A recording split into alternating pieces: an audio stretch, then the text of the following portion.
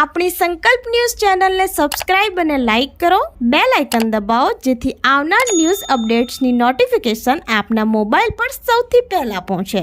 Like, subscribe and share the video. નમસ્કાર દર્શક મિત્રો, હું છું પૂજા ટંડેલ. સંકલ્પ ન્યૂઝમાં આપનું સ્વાગત છે. સમાચારની શરૂઆત કરતા પહેલા એક નજર આજના મુખ્ય સમાચાર પર. વલસાડમાં પોલીસે રેડ કરી ઘરે છૂટક વેચાણ અર્થે લાવેલ ₹7,300ના ગાંજાના જથ્થા સાથે મહિલા ઝડપાઈ. ઘરમાં સંતાડેલો વનસ્પતિજન્ય ગાંજાનો જથ્થો મારિયાબેન પાસેથી મેળવતા વોન્ટેડ.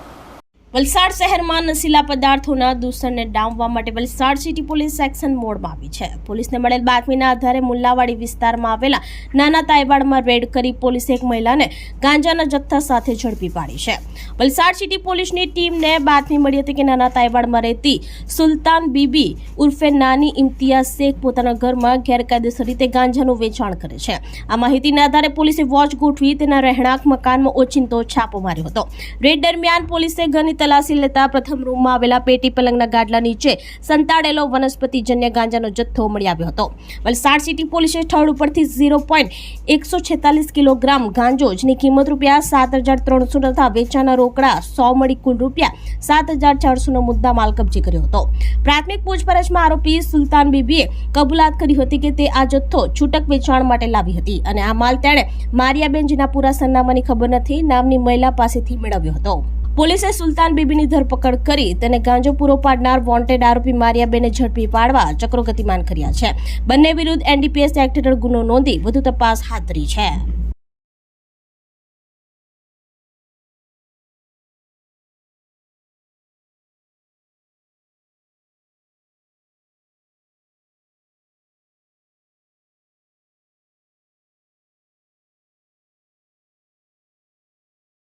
પાડીના ટુકવાડા ખાતે કારમાં યુવાન બેહોશ હાલતમાં મળી આવતા હોસ્પિટલમાં ખસેડાતા નિધન.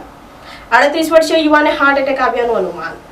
પાડીના ટુકવાડામાં રાજવી રેસિડેન્સી એ બિલ્ડિંગ ખાતે રહેતા રામપાલ છત્રસિંહ સાંગવાન ઉંમર વર્ષ 38 પોતાની બ્રેઝા કારમાં અચાનક બેહોશ થઈ ગયા હતા જેને હોસ્પિટલમાં ખસેડવામાં આવ્યા હતા પરંતુ તેમનું નિધન થયું હતું. રાત્રે 38 વાગ્યે રામપાલની પત્ની ઉષા દેવીએ પોતાના પતિને બિલ્ડિંગની પાર્કિંગમાં કારમાં બેહોશ હાલતમાં જોતા તાત્કાલિક પાડોશીને મિત્ર ઘનશ્યામ વાલિયાને જાણ કરતા તેઓ તરત ઘટના સ્થળે પહોંચ્યા. રામપાલ ઊંડા શ્વાસ લેતા જોઈ તાત્કાલિક સોસાયટીના અમિત શર્મા અને અનિલ શર્માની મદદથી રામપાલને પ્રથમ વાપી વાયબ્રન્ટ હોસ્પિટલમાં પ્રાથમિક સારવાર બાદ વધુ સારવાર માટે વાપી હરિયા હોસ્પિટલમાં લઈ જવામાં આવ્યો હતો. જ્યાં રાત્રે 10 વાગ્યે ફરજ ઉપરના તબીબે તેને મૃત જાહેર કર્યો હતો. હરિયાણાના વતની રામપાલ છેલ્લા કેટલાક સમયથી ટુકવાડાની રાજવી રેસિડેન્સીમાં રહેતો હતો. રામપાલને હાર્ટ એટેક આવ્યો હોવાનું અનુમાન લગાવ્યું હતું. પાડી પોલીસે લાશને PM માટે ખસેડી વધુ તપાસ હાથ ધરી હતી.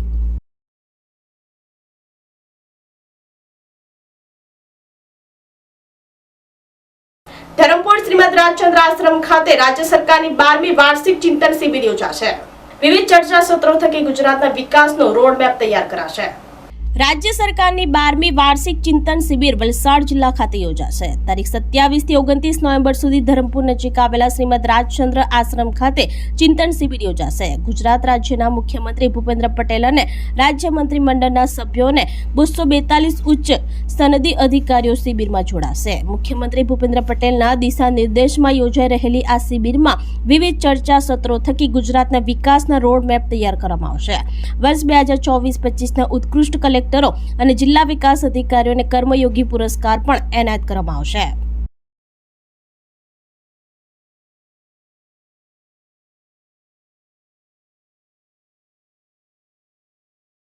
ભરૂચના જાડેશ્વર વિસ્તારમાં નિર્માણાધીન બિલ્ડિંગ ઉપરથી નીચે પટકાતા કામદારનું મૃત્યુ. ભરૂચ શહેરના જાડેશ્વર રોડ ઉપર આવેલા સાંઈ મંદિરની બાજુમાં પાનમ ગ્રુપના નિર્માણાધીન બિલ્ડિંગમાં રાત્રિના સમયે દુર્ઘટના સર્જાઈ હતી. બિલ્ડિંગના ઉપરના માળે કામ કરી રહેલા શ્રમિકનો પગ લપસતા નીચે પટકાયો હોવાનું જાણવા મળ્યું હતું, જેમાં તેને ગંભીર ઈજા પહોંચતા ઘટના સ્થળે જ મોત થયા હોવાનું પ્રાથમિક અનુમાન છે.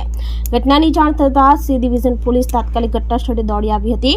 પોલીસે આસપાસના કામદારોમાંથી નિવેદનો મેળવી વધુ તપાસ શરૂ કરી છે. પોલીસે કામદારના મૃતદેહને PM અર્થે ખસેડી વધુ તપાસ હાથ ધરી હતી. ભરૂચથી રિપોર્ટર અવી સૈયદ, સંકલ્પ ન્યૂઝ.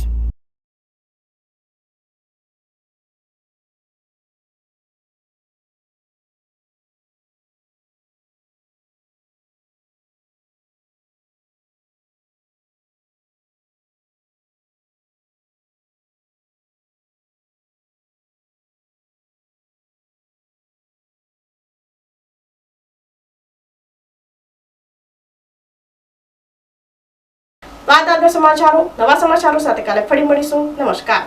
આપણી સંકલ્પ ન્યૂઝ ચેનલને સબસ્ક્રાઇબ અને લાઇક કરો, બેલ આઇકન દબાવો જેથી આવનાર ન્યૂઝ અપડેટ્સની નોટિફિકેશન આપના મોબાઈલ પર સૌથી પહેલા પહોંચે. Like, subscribe and share the video.